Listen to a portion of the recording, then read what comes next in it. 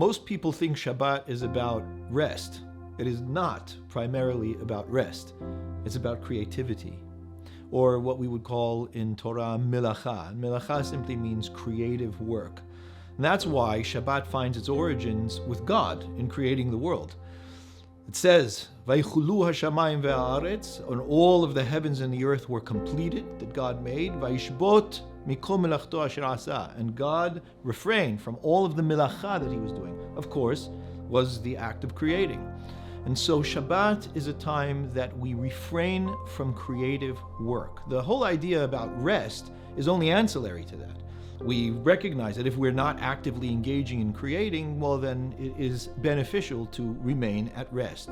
But a way to think of Shabbat is that it is a time in which we allow things to be. Whenever the Torah presents Shabbat, it always presents it in the frame of the other 6 days of the week. So it'll say, Sheshet yamim te'aseh melacha u'b'yom hashvi'i tishbot. For 6 days, engage in creative work, and on the 7th, refrain. So we are always meant throughout the majority of the week, the 6 days of the week, to engage in creation, to act and develop and make things that are not there, to bring into the world things that the world could benefit from or that we can benefit from in life.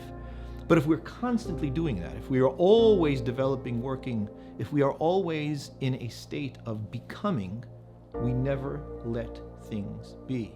And Shabbat is a time, just as God did in creating the world, Shabbat is a time where we let things be.